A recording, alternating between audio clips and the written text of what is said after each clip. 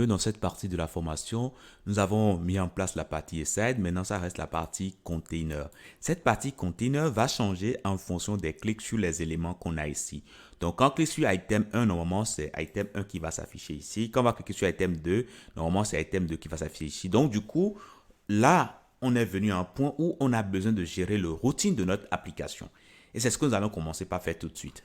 Donc, je peux revenir tout de suite au niveau de notre code ici et comme vous en rappelez certainement, quand on générait le projet, on nous avait demandé si on voulait autoriser le routine et on avait accepté.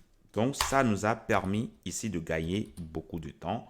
On n'a plus à refaire le routine à partir de zéro, mais on a déjà un fichier là, approutine.module.ts qu'on va simplement remplir.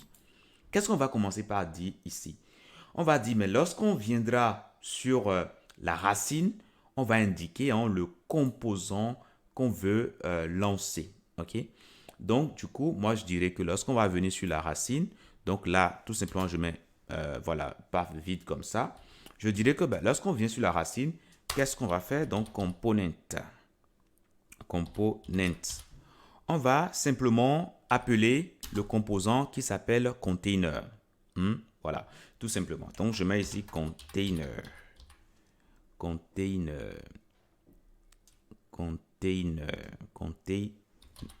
Voilà. Alors, container component.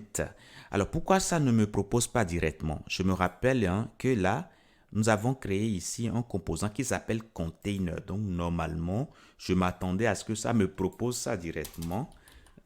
Voilà, en autocomplétion. Mais sinon, bon, voilà, enfin, c'est venu. Donc, on valide. Et une fois que ça c'est fait maintenant, on va revenir maintenant au niveau de la racine de notre composant. Et donc, ici, nous allons préciser quoi? Nous allons simplement préciser ici, puisque c'est cette partie qui va changer en fonction des clics qu'on va réaliser au niveau de app et side. Donc, de ce point de vue, je ne vais plus injecter directement comme ceci container, mais je vais simplement injecter tout simplement router outlet.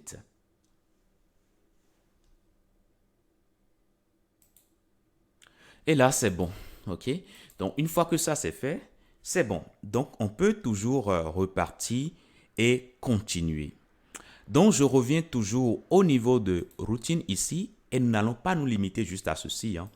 On va dire également que lorsque l'utilisateur peut-être va tenter d'accéder par exemple à product,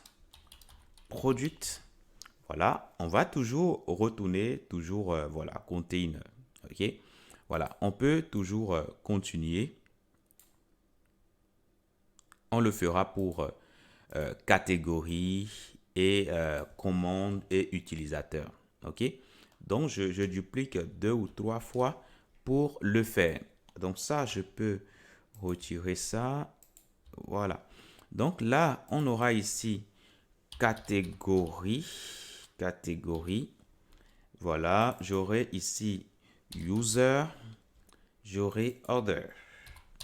Donc, dès qu'on détecte produit systématiquement, on retourne ça, etc. Mais dans les autres cas, OK, lorsqu'on va nous envoyer quelque chose qui sort de ce cadre-là, donc là, je mettrai ici astérisque, astérisque. Là, on va retourner error 404 components. Voilà, tout simplement. OK? Donc, une fois que cela est fait, je peux repartir maintenant au niveau de l'affichage ici. Je tente d'accéder ici à Product. Là, je viens bien sur la page ici, n'est-ce pas? Mais si je mets quelque chose qui n'existe pas, voilà, ça me met bien error 404. Parfait. Maintenant, à moi maintenant d'ajuster au niveau de aside. Donc, au niveau de aside ici, au lieu de item 1, je vais mettre tout simplement product. Products au pluriel comme ça. Tout simplement. Je vais effacer tout ça. Et là, on aura quoi? Au lieu de href, on ne va pas utiliser href, mais on va utiliser tout simplement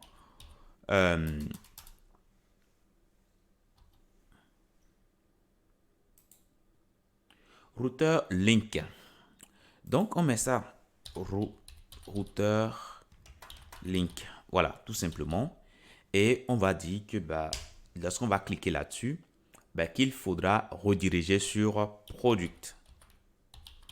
Voilà, tout simplement. Et là, on aura quoi d'autre? On aura catégorie. Ici, on aura categories. Voilà, tout simplement. On aura clients. Et ici, on aura user. Là, on aura others.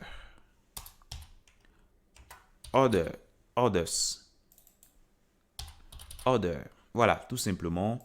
Et on peut finir par contacts. Et là, ce sera contact, tout simplement. Donc là, c'est bon. Donc, je peux revenir alors ici.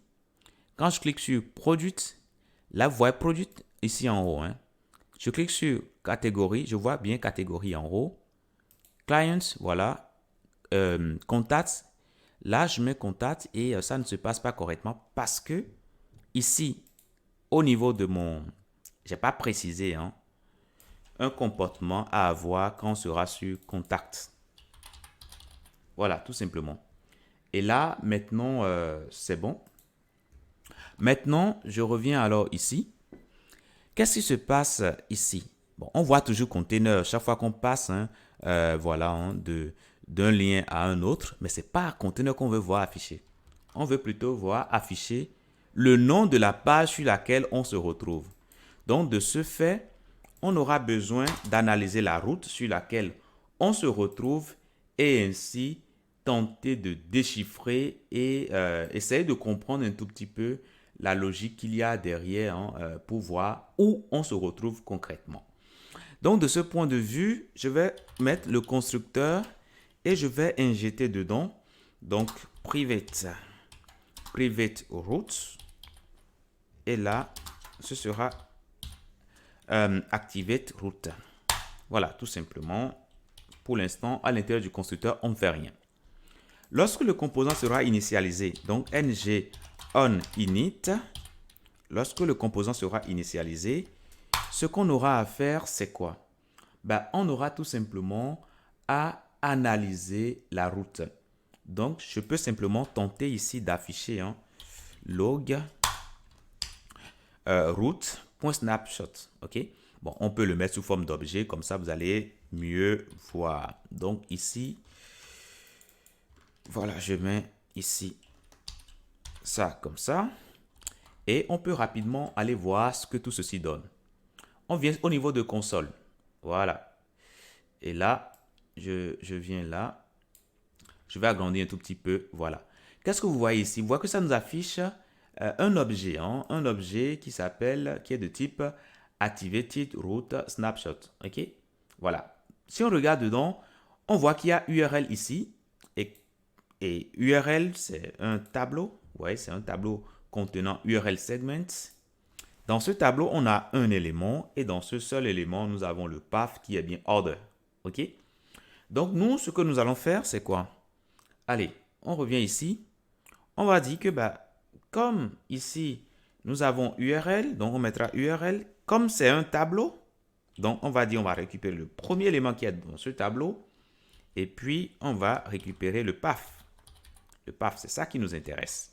Donc là, je peux mettre ici path. Voilà. Et là, vous voyez que ce qui est écrit, c'est bien order ici.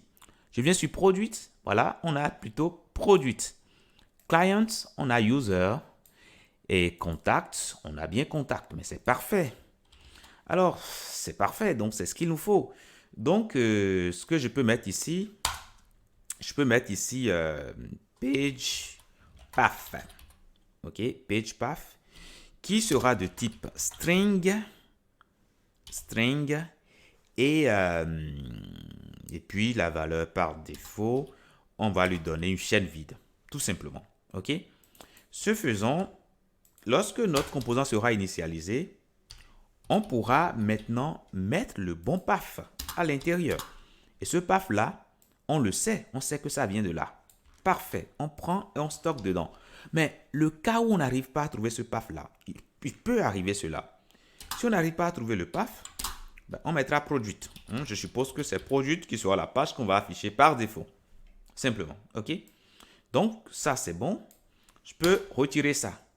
Donc, cela va me permettre alors de dire que au niveau de mon affichage ici, bah, je vais afficher quelque chose comme H2 et je mettrai tout simplement quoi?